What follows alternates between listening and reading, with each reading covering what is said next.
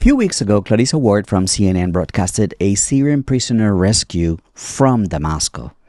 What indicates to us that this was a staged report, and what are the implications of mainstream media inserting themselves into geopolitical situations with apparent state reports? And more importantly, and this is today's takeaway, what do Western media do when they get caught red-handed? Keep this in mind. CNN was granted exclusive access to a prison, and they were fortunate enough to find the one prisoner that the rebels could not locate, after having freed everyone else just days earlier. Interesting. Welcome to Media Without Means, where we learn about misinformation from around the globe. My name is Fernando Munoz, and for the last 7 years I have been exposing disinformation about China. And all those years have taught me a thing or two about what to question and how to question what we see in the news. Now, to that effect, it is important to remember that the key element of debunking fake news is critical thinking. Critical thinking means actively questioning and analyzing information rather than just accepting it at face value. This involves three things. Number one, be skeptical of the sources. Number two, assess the logical coherence of the report. And number three, check for emotional manipulation. This prisoner rescue clip raises concerns in all these three aspects. As a source, Clarissa Ward does not inspire trust. Just a few months ago, she was caught red-handed faking being under rocket fire in Gaza, as you can see here. Now, regarding logical coherence, many online commentators wanted to know why that prisoner wasn't freed along with the others. Also, why there were no feces in that prison cell. If the man had been locked up for 3 days prior to the alleged rescuing, that makes sense, right? And why the prisoner was actually hiding under blankets for several seconds after the TV crew had entered the cell. How come he appeared to be in good physical condition and recently groomed, given that he had allegedly spent 3 months in prison? He had no oily hair, a trim beard, nails, clean clothes.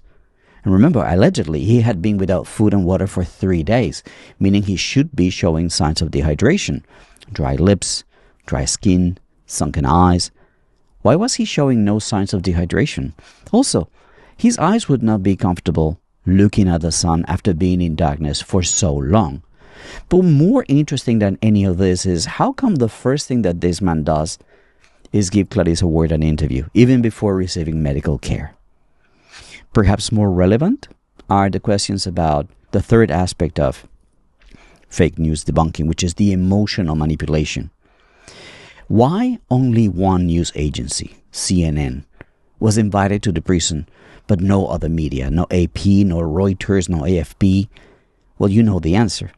If elements of this story do not make sense, as we already pointed out, when coordinating the prison visit with just one news agency, now imagine the debacle trying to control details if the rebels invite 4 or 5 news agencies. In other words, we are being presented as a story in this particular fashion and through this particular outlet for a reason. And last but not least, when CNN and Clarissa Ward were called out on the fake rescue by thousands of online commentators, they deflected the criticism by focusing everyone's attention on the man's identity. It was Air Force Intelligence First Lieutenant Salama Mohammed Salama, who was notorious for extortion in Syria. They got everyone talking about the man, and people simply stopped pressing CNN for an explanation to the long list of questions we have discussed in this video. And that is the problem, because there is no consequence, there is no repercussion for inserting themselves into geopolitical situations with these stories, for creating a narrative that serves the interest of Western powers in the region. Nobody's held accountable at CNN, and Clarissa Ward will likely win awards for this fake story. You need to bookmark this video for future reference.